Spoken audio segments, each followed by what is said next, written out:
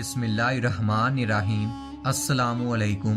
हर रोज़ नई वीडियो के लिए चैनल को सब्सक्राइब कर लें और साथ लगे हुए बेल आइकन को दबाकर ऑल की ऑप्शन को सिलेक्ट करें ताकि हर नई वीडियो की अपडेट आपको मिलती रहे। शब-ए कदर क्या है? शब-ए कदर की दुआ क्या है? शब-ए कदर में फरिश्तों का नज़ूल क्यों होता है? शब-ए कदर अता किए जाने का सबब क्या है? शब-ए कदर में क्या करें? इन सारी बातों का जवाब इस वीडियो में बताया गया है। जिस तरह माह रमज़ान को साल के दूसरे महीनों पर एक खसूसी फजीलत और शराफत हासिल है जो दूसरे महीनों को हासिल नहीं, इसी तरह साल की तमाम रातों में शब-ए कदर को वो फजीलत और करामत हासिल है जिससे दूसरी रातें खाली हैं। माह रमज़ान की फजीलत और शब-ए कदर की इज़्ज़त और शराफत के लिए ये क्या कुछ कम है कि अल्लाह ताला ने कुरान करीम को दफ्तर नाजिल फरमाने के लिए इसी माह और इसी शब को इंतखाब फरमाया। हज़रत इब्ने अब्बास रदियल्लाहु ताला अन्हो फरमाते हैं कि जिब्राईल अलैहिस्सलाम शब-ए कदर में कुरान करीम को लोहे महफूज से समान दुनिया पर बैतुल इज़्ज़त तक इकट्ठा लेकर उतरे और जिब्राईल अलैहिस्सलाम ने दूसरे फरिश्तों को इसकी इमला कराई। फिर जिब्राईल अलैहिस्सलाम 23 साल के अरसे में थोड़ा थोड़ा लेकर हुजूर सल्लल्लाहु अलैहि वसल्लम पर नाजिल होते रहे। शब-ए कदर क्या है? लैलातुल कदर या शब-ए कदर? लैलातुल कदर या शब-ए कदर दर हकीकत इस रात का नाम है जिसमें अल्लाह ताला की जानिब से आइंदा साल की शब-ए कदर तक के तमाम मकदरात और मखलूक के हक में होने वाले रिज़्क़, मौत व हयात के मतलब जमिया फैसले फरिश्तों के सुपुर्द कर दिए जाते हैं। इसी बिना पर इस रात को लैलातुल हुक्म और लैलातुल तकदीर भी कहा जाता है। इसका मतलब ये नहीं कि तकदीर खलाइक का फैसला ही शब में किया जाता है, बल्कि वो तकदीरात और फैसले जो अज़ल में अल्लाह ताला मखलूक के बारे में सादिर फरमा चुका है और जो लोहे महफूज में पहले से लिखे हुए हैं, इस रात में उनकी नकल मलाइका मदबरात के हवाले कर दी जाती है ताकि वो उसको नाफिज करें। चनाचा अल्लामा आलूसी रहमतुल्लाह अलैहि फरमाते हैं कि मकसूद ये है कि अल्लाह ताला की तकदीराते अमूर को उन मलाइका के सामने जाहिर कर दिया जाता है जो वजूद में आने वाले वाक़यात पर मुकर्रर किए गए हैं, वरना इन एशिया को अल्लाह ताला का मुकद्दर फरमाना तो अज़ली है जो आसमानों ज़मीन की पैदाइश से कबल हो चुका है। लोहे महफूज से इस रात में रिज़्क़, बारिश, मौत, जिंदगी, यहाँ तक के हाजियों की तादाद नकल करके मलाइका को दे दी जाती है। हज़रत इब्ने अब्बास रदियल्लाहु ताला अन्हो की एक दूसरी रिवायत से मालूम होता है कि क़ज़ाउ क़दर तो शुबान की 15वीं शब को होती है, लेकिन इनके मुतल्लिका फरिश्तों को उनकी जिम्मेदारियां लैलातुल कदर में सुपुर्द की जाती हैं। चनाचा के वो फरमाते हैं कि बेशक अल्लाह ताला मामलात का तस्फिया शुबान की 15वीं शब में कर देते हैं और उनके जिम्मेदारों को शब-ए कदर में सुपुर्द करते हैं। अल्लामा आलूसी रहमतुल्लाह अलैहि ने बाज़ अहले इल्म का कौल नकल किया है कि दरअसल ये 3 अलग-अलग अमूर हैं। पहला काम तकदीर एशिया का है कि कौन सी चीज़ कब और किस हाल व कैफियत में वजूद आएगी। ये फैसला अल्लाह ताला ने तख्लीक समावात अल अर्ज़ से पहले अज़ल में ही फरमा दिया है। दूसरा काम इन तकदीरात को लोहे महफूज में लिख कर मलाइका के सामने जाहिर करने का है। यह काम शुबान की 15वीं शब में किया जाता है। तीसरा काम मुतल्लिका फरिश्तों को उनकी जिम्मेदारियां सौंपे जाने का है। उसकी तकमील लैलातुल कदर में होती है। हज़रत मुजाहिद रदियल्लाहु ताला अन्हो फरमाते हैं कि जिन मलाइका मदबरात को इस शब में इन कामों की जिम्मेदारियां सौंपी जाती हैं वो 4 हैं। नंबर 1 हज़रत जिब्राईल अलैहिस्सलाम, नंबर 2 हज़रत मिकाईल अलैहिस्सलाम, नंबर 3 हज़रत इसराफील अलैहिस्सलाम, नंबर 4 हज़रत इसराईल अलैहिस्सलाम। गोया ये 4 तो असल जिम्मेदार ठहराए जाते हैं और बाकी इनके अवानो इंसार होते हैं। शब-ए कदर कहलाए जाने की वजह क्या है? इस रात को शब-ए कदर इसलिए कहा जाता है कि ये अजीम कदर व मंजिलत वाली शब है। शेख अबू बकर वराक रहमतुल्लाह अलैहि फरमाते हैं कि इस रात में इबादत और जिक्र की वजह से बेइज्जत व बेकदरे लोगों को भी कदर व मंजिलत हासिल होती है, इसलिए इसको शब-ए कदर कहा जाता है। हज़रत कतादा रदियल्लाहु ताला अन्हो फरमाते हैं कि चूँकि इस रात में कुरान करीम का नज़ूल हुआ जो दीनी और दुनियावी सादातो बरक़ात का ذریعہ اور سرچشمہ ہے۔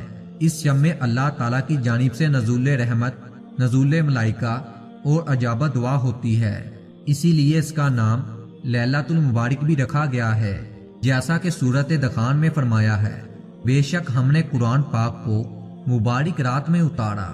شب قدر میں کیا کریں؟ شب قدر میں اللہ تعالیٰ کی طرف سے ایک عظیم الشان انعام ہے اور اس کی قدر دانی علامت ایمان و سعادت کی نشانی ہے۔ خوش قسمت ہیں وہ لوگ جو شب قدر پائیں اور عبادت و تلاوت اور ذکر و استغفار سے اس کا حق ادا کریں۔ حضرت ابو ہریرہ رضی اللہ تعالی عنہ سے روایت منقول ہے کہ حضور صلی اللہ علیہ وآلہ وسلم نے فرمایا کہ جو کوئی بھی شب قدر میں ایمان کی حالت میں اور ثواب کی نیت سے عبادت کے لیے کھڑا ہو، اس کے پچھلے تمام گناہ معاف کر دیے جاتے ہیں۔ اس روایت میں کھڑا ہونے سے مراد صرف نماز کا قیام ہی نہیں، بلکہ خواہ وہ نماز پڑھے یا تلاوت کرے یا ذکر و استغفار کرے اور تسبیح و تحلیل میں مشغول رہے، تمام عبادات اس میں داخل ہیں۔ شب قدر کی دعا کیا ہے؟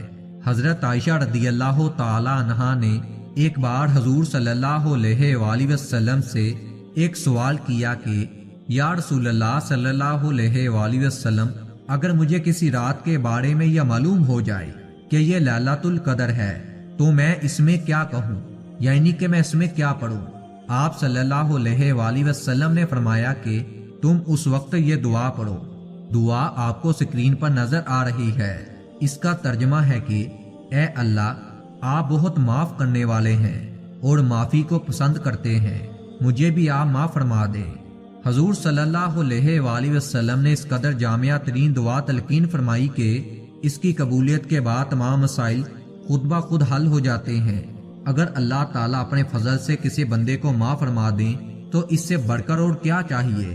شب قدر عطا کیے جانے کا سبب کیا ہے؟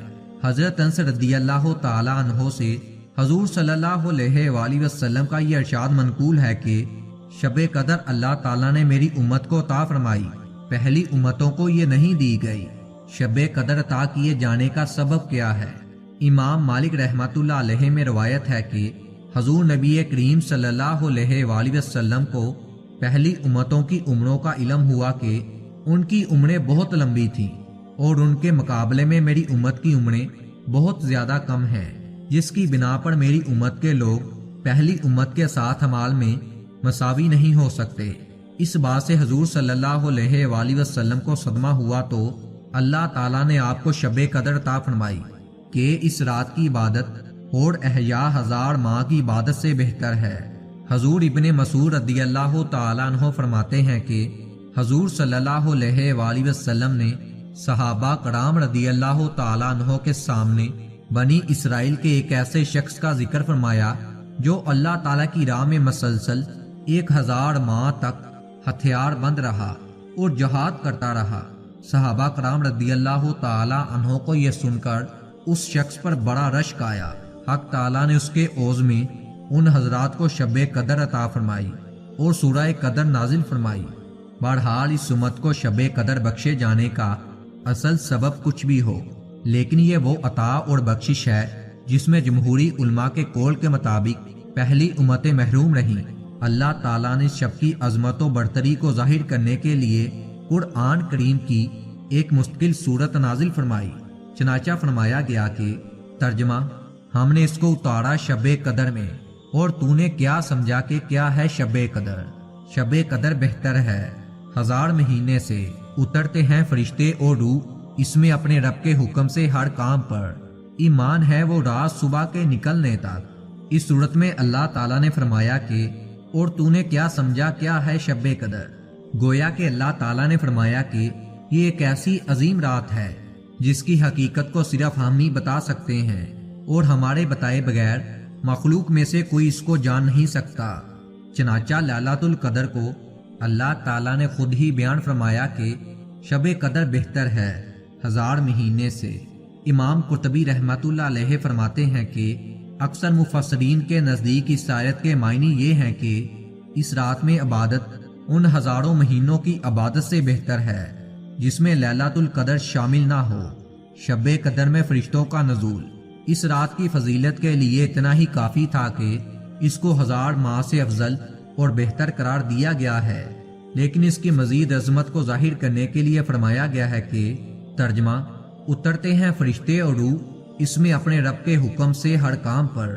امام قرطبی رحمۃ اللہ علیہ فرماتے ہیں کہ اس رات میں ہر آسمان سے حتیٰ کہ سدرۃ المنتہا سے بھی فرشتے نازل ہوتے ہیں اور لوگوں کی دعاؤں پر آمین کہتے ہیں۔ حضرت شیخ عبد القادر جیلانی رحمۃ اللہ علیہ نے حضرت ابن عباس رضی اللہ تعالیٰ عنہ سے یہ روایت نقل کی ہے کہ جس میں ہے کہ شب قدر میں اللہ تعالیٰ حضرت جبرائیل علیہ السلام کو سدرۃ المنتہا کے 70,000 فرشتوں کے ساتھ زمین پر اترنے کا حکم دیتے ہیں۔ وہ نورانی جھنڈے لے کر زمین پر اترتے ہیں اور 4 مقامات بیت اللہ، بیت المقدس، روضہ نبوی صلی اللہ علیہ وآلہ وسلم اور مسجد طور سینا پر اپنے جھنڈے نصب کر دیتے ہیں، اور اس کے بعد وہ تمام روئے زمین پر منتشر ہو جاتے ہیں اور ہر مومن مرد و عورت کے گھر میں داخل ہوتے اور نبی پاک صلی اللہ علیہ وآلہ وسلم کی امت کے لیے استغفار کرتے ہیں۔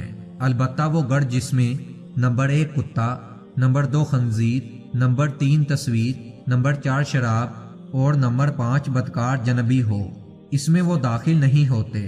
روح کیا ہے؟ تنزل الملائکاتہ۔ اس آیت سے معلوم ہوا کہ اس رات میں ملائکہ کے ساتھ روح بھی نازل ہوتا ہے۔ جمہوری مفسرین کے نزدیک اس سے مراد حضرت جبرائیل علیہ السلام ہی ہیں، لیکن امام کثیری رحمۃ اللہ علیہ فرماتے ہیں کہ وہ ملائکہ کی ایک خاص صف ہے جو باقی ملائکہ کے محافظ اور نگران ہیں، اور عام ملائکہ بھی ان کو اس رات کے علاوہ نہیں دیکھ سکتے جس طرح ہم ملائکہ کو نہیں دیکھ سکتے۔ شاہ عبد العزیز صاحب رحمۃ اللہ علیہ محدث دہلوی فرماتے ہیں کہ اس شب میں ملائکہ کو زمین پر نازل کر کے بنی آدم کی عبادت، تسبیح اور تحلیل کا نقشہ دکھلانا مقصود ہے، تاکہ بنی آدم کے بارے میں انہوں نے ترجمہ کہ آپ زمین میں ایسی مخلوق بنائیں گے جو زمین میں فساد کرے گی اور خون بہائے گی۔ شب قدر پوری ہی سلامتی اور خیر والی ہے، اس میں کوئی شر نہیں۔ علماء رحمت اللہ علیہ فرماتے ہیں کہ سلام کے معنی یہ ہے کہ اس شب میں غروب و شمس سے طلوع و فجر تک ملائکہ مومنین کے لیے سلامتی کی دعا کرتے ہیں، اور یہ دعا و استغفار کا سلسلہ صبح صادق تک جاری رہتا ہے، جیسا کہ حق تعالیٰ نے فرمایا۔ حضرت انس رضی اللہ تعالیٰ عنہ فرماتے ہیں کہ رمضان المبارک کا مہینہ شروع ہوا تو حضور صلی اللہ علیہ وآلہ وسلم نے صحابہ کو خطاب کر کے فرمایا، بے شک تم پر یہ مہینہ رمضان آیا اور اس میں ایک ایسی رات ہے جو 1000 ماہ سے بہتر ہے۔ جو اس سے محروم رہا وہ تمام بلائیوں سے محروم رہا، اور اس سے بدقسمت ہی محروم رہ سکتا ہے۔ حقیقت یہی ہے کہ جو شخص اتنی بڑی نعمت کو ضائع کر دے، اس سے بڑا محروم النصیب کون ہوگا؟